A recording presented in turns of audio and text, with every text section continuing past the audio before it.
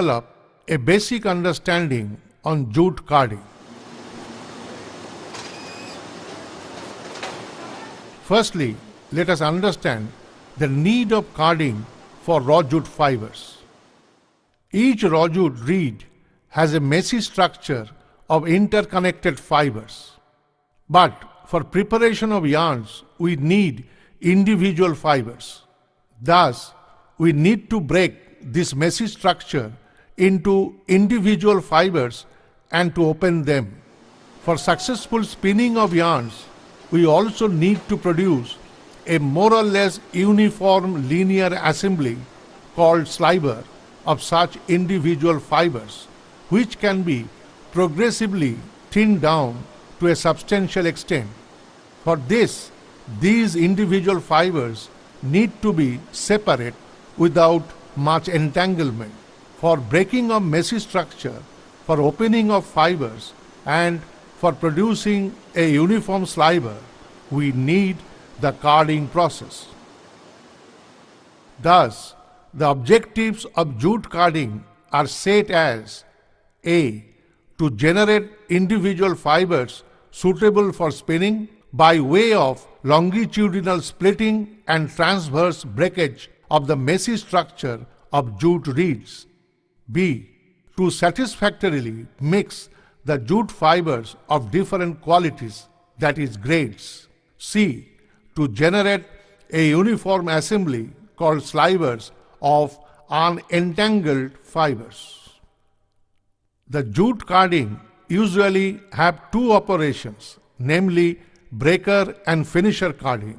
Sometimes one more carding operation called intercarding is carried out. Inferior quality jute also needs intercarding operation for making them suitable for spinning.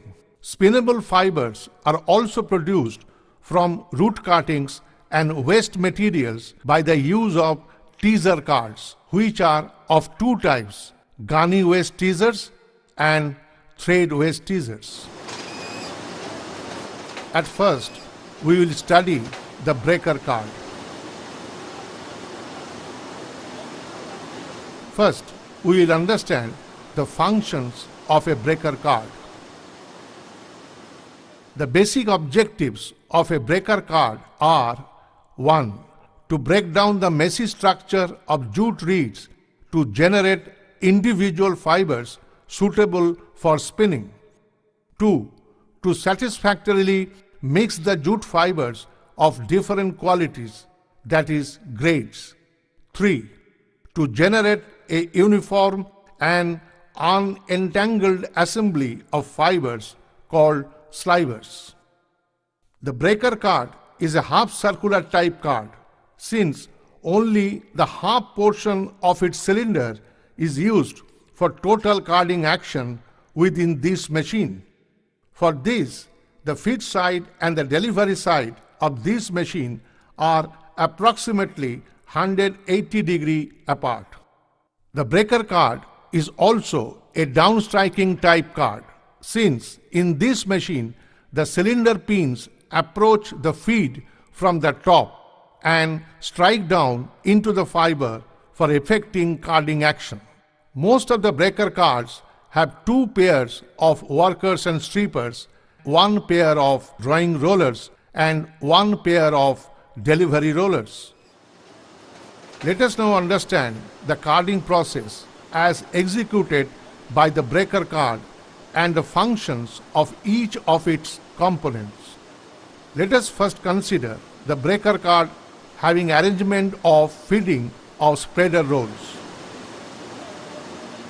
This is creel, a platform for placement of several spreader rolls at the feed and unwinding them for continuous feeding.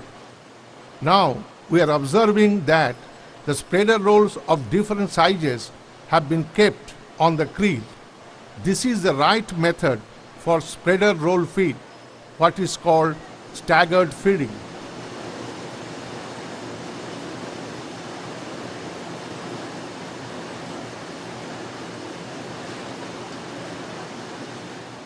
We are observing that different qualities of jute are fed to the breaker card.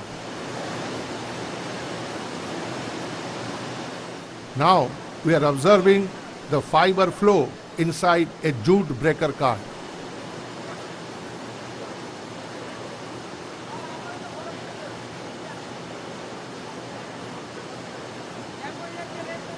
We are observing the process of feeding of jute fibers inside the breaker card for subjecting them to carding action. From the feed apron, the jute reeds are drawn through a pair of fluted rollers by the pool of peened feed roller and presented to the cylinder for carding action. The fluted rollers assist in control of feeding of jute fibers and also to stop gulping. The feed roller exerts a controlled pull on the jute reeds and also offers resistance to prevent sudden drawing of the reeds by the cylinder. The sail acts as a base platform for presenting the jute reeds towards cylinder for carding. Jute enters the space between the peened feed roller and the sail and travels towards swiftly moving peens of the cylinder.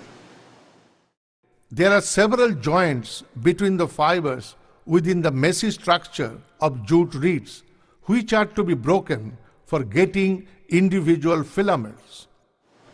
The downwardly moving peens of the fast-moving cylinder strike down into the leading end of the jute reeds held back by the feed roller and the sail, and the reed's messy structure breaks down into individual jute filaments of varying lengths with branches.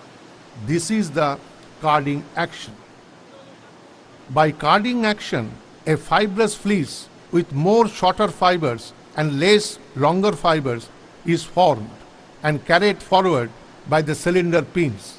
The carding action is ideally meant for a longitudinal splitting of the reed's messy structure into long individual fibers without entanglement.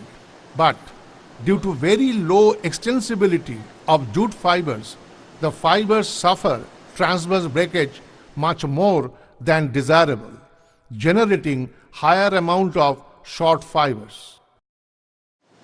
This carding action takes place with each jute reed as it encounters the peened cylinder surface, and more amount of fiber fleece is formed and carried forward with the cylinder. Once again, we are observing the passage of fibers inside a jute breaker card. To accommodate the longer beard, the fast stripper is placed 4 to 5 feet away from the cell. Let us now follow the path of the carded fleece as carried forward by the cylinder from the feed side. It is seen here that a portion of the fiber fleece in a thicker region is being transferred from cylinder to worker, and then worker to stripper, and finally back to cylinder, maybe in a region of thinner fiber fleece. This is how the fiber fleece becomes more and more uniform during its passage towards the delivery. At the same time, a secondary carding action is taking place in this region, resulting in further splitting of jute fibers. Carding ratio is equal to cylinder surface speed divided by worker surface speed. The normal range for carding ratio is 45 to 55. By such actions of workers and strippers, the mixing of different qualities of fibers is also taking place. For achieving good regularity and good mixing and also better splitting of fibers, more than one pairs of worker and stripper rollers have been provided in the cards. The backward facing pins of worker having slower speed as compared to fast moving cylinder collect a part of the fiber fleece from cylinder and allow the rest to be carried on by the cylinder. Again, the stripper, due to its direction of pins, and higher speed collects a part of the fiber fleece from the worker and allows the rest to remain with the worker. The fibers are then transferred to the cylinder from stripper for the same reason. Below the worker, there is a rotating cylinder called tin cylinder, which resists the droppage of long fibers during the action of worker and helps them to pass on the stripper, but allows the short fibers to drop.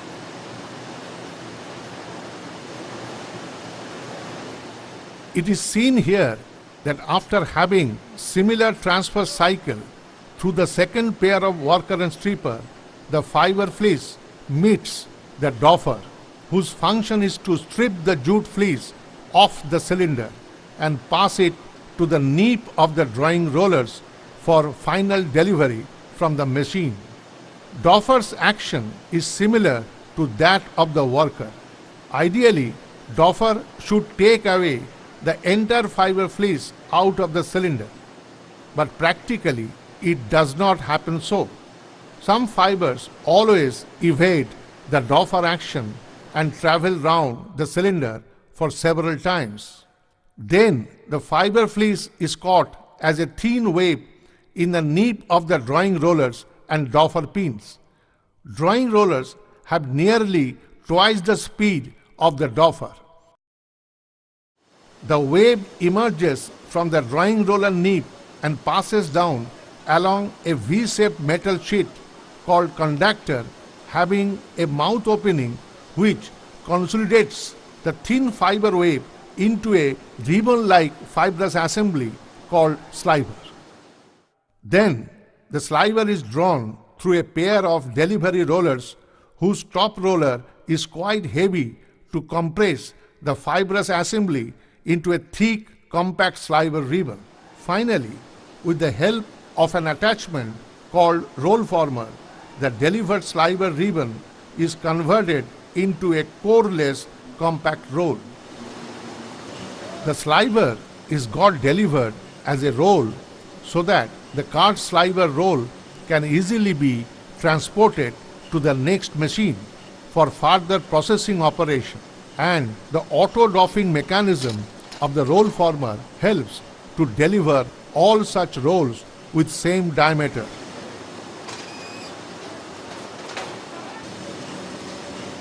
The different parts of the roll former are shown. We are observing the movement of the cam and disc opening rod and block for effecting the auto ejection of the rolls.